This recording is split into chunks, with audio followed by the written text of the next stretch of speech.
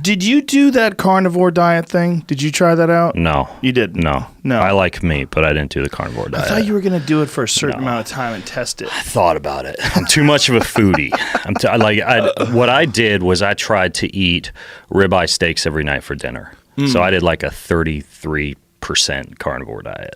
But there was a study actually that came out, it was just like 2 days ago, on that TMAO, the sugar that is associated with gut damage when you're eating a high red meat diet. Right, when your body takes excess protein and it turns it into sugar. Right, with theoretically the idea being that might be present because your microbiome is imbalanced from a diet that's too heavy in meat. If you weren't getting enough fiber. It's because of your biome? I thought it was just because of glucogenesis, because your body has nothing but meat.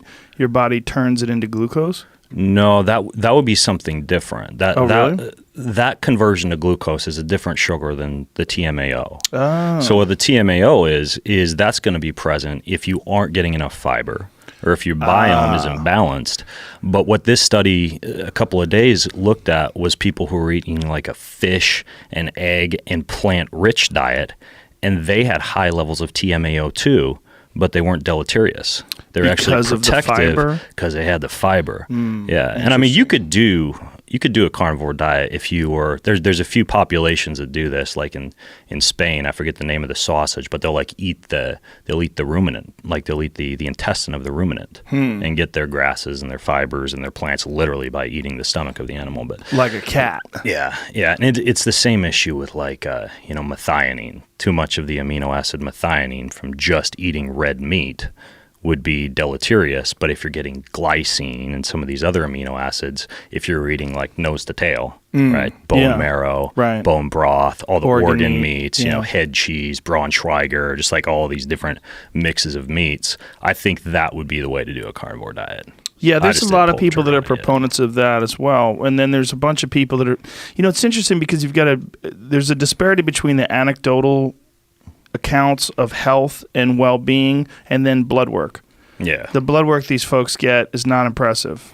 You mean the people on the carnivore diet? Yeah, from what I've seen. I haven't seen anything where I see all their inflammatory markers down, their testosterone up. I haven't seen anything where it's looking really good. Yeah, high blood glucose is another thing that you see. But I should say that there haven't been a lot of tests done. It's not like a lot of people are publishing stuff on it. But the anecdotal evidence is amazing. It's really weird. Like my friend Jordan Peterson, he's had a tremendous success with it. Yeah. Lost a lot of body weight. He says he's in his intellectual prime. He said he's never felt better in terms of his energy levels. And that guy is so rigid and disciplined with it. All he's eating is meat with salt on it, and he drinks water. And that is it. Well, if you think about it, it's an elimination diet. Yes. Right? It's like an autoimmune diet. Or you can say, well, I don't know what's giving me trouble, soy or wheat or dairy or what have you. So I'm just going to stop eating all that stuff and switch to primarily meat. Yeah. The problem is that it's, I don't want to call anybody out and call them lazy, but it's almost like kind of a very easy, lazy-esque approach, because rather than figuring out how to do, like that sourdough bread, it's slow fermented. The rye and the wheat are in there, but all the phytic acid that would normally inhibit your ability to absorb minerals is pre-digested by the lactobacillus and all the bacteria in the wheat. So you've got a bread that's lower in a glycemic index, and it's more easily digested. Which is why both rye and sourdough are more healthy. Right, and you put the rye in it because it lowers the glycemic index, and then you've got the what's it called? I forget the term. It's like a gluten digesting enzyme that gets activated with the lactobacillus. So that's a smart bread. I mean, it takes freaking 24 hours it's not 24 hours, but it's like 15 minutes over 24 hours that it takes to make it. That's an intelligent approach to food preparation, right? That's the way that our ancestors or many of the blue zones would have treated their foods: fermenting, soaking, sprouting, slow food. And you can take a lot of these things that would result in, you're talking about Jordan Peterson. I know his daughter does this as well, Michaela Peterson. They use that elimination diet, which is the carnivore diet, to clear up a lot of those autoimmune issues. But you could also just render food more digestible, or switch to an elimination diet or an autoimmune diet for 8 weeks or 12 weeks, something like the carnivore diet, heal the gut, and then return back to a more all-inclusive eating pattern that allows you to eat, dairy, wheat, plants, etc., all these things that would normally damage the gut if the gut is actually leaky. So what are the what's the process? Like, what is happening when they go on this very strict elimination diet and they're just eating meat? Like, what is happening to their gut that allows them to have all these pretty significant health benefits? A lot of loss of weight, increase of energy, autoimmune issues. Like Jordan had some pretty significant gum issues. Those all went away. Depression, that went away. Right. Some of the gum and the joint stuff might be just as much related to the fact that he's getting a shit ton of collagen, fiber, or not fiber, but elastin and muscle fiber precursors. He's getting a lot of protein. I don't know if he's eating bone broth and bone marrow, but maybe a lot of glycine and some of these other metabolites.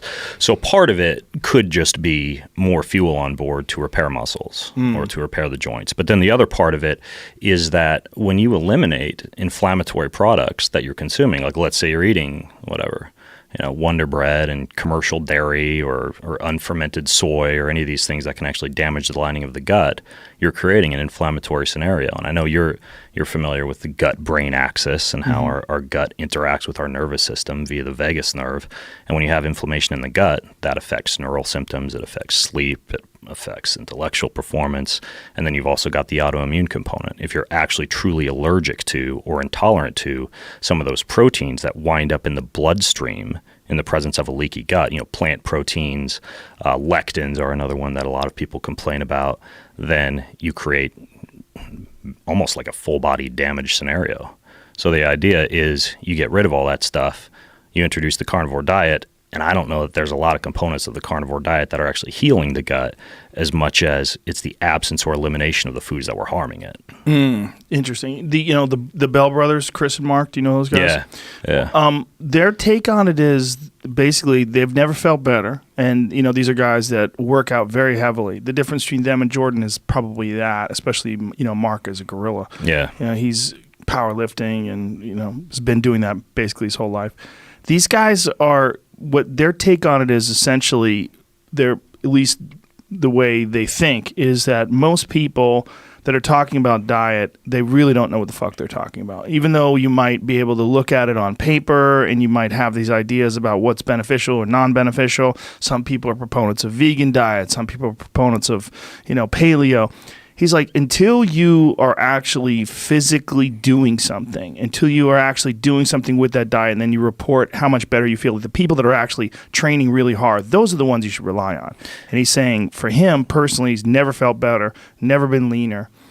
Yeah, and a big part of it, this just returns to diet personalization and customization as a whole. We live in an era where you can self-quantify pretty easily with genetics, and you can find out what ancestry you came from, what blood markers that you have, what your gut microbiome looks like. And I don't think we talked about this on the last show, but there's this idea of eating according to your ancestry. Yes. And the concept of what are called cold spots, like areas around the world where people have a genetic susceptibility to have certain diseases that they don't actually develop. Those diseases don't actually manifest because of their traditional diet. Like you look at the Icelandic population that carries the genes that would render them more susceptible to something like depression or seasonal affective disorder. But their diet is very rich in omega-3 fatty acids and DHA, which we know can protect against those disorders. And you take the Icelandic population and you uproot them and put them in the context of a westernized diet, and all of a sudden depression and SAD manifest. That's interesting. Say the same thing for Cameroon, Africa. Higher than normal risk for colon cancer, but they're eating a diet that's high in fiber. Why is it higher than normal risk? Well, I don't know. It's a genetic susceptibility. Okay. But the idea is that population probably figured out at some point in human history that if they eat a lot of plants or they eat a lot of fiber, all of a sudden people don't have as many issues with their colon. Right. And then you take that same population, again, strip out the fiber, put them on a westernized diet, and you get a large portion of the African American population developing colon cancer. That's crazy about the seasonal affective disorder, and you got to wonder how would that affect people that live in Seattle, the Pacific Northwest, that are dealing with constant rain. I wonder if that would have some sort of an impact on them. Probably even more if you come from that population. I mean, I'm on the Spokane side, but Right. you know, I'm out in the middle of the forest. I get sun from maybe 10 to 2. You know, I'm on a north-facing slope, and I work indoors a lot of the time. You know, I'm typing on my computer. You know, I'm blogging, and so I don't get a lot of sun exposure, but that's where, you know, all these newfangled light panels and head-worn light devices and things come in that were actually developed for seasonal affective disorder that actually work pretty well just to keep your mood up if you're working indoors, you don't get sunlight exposure.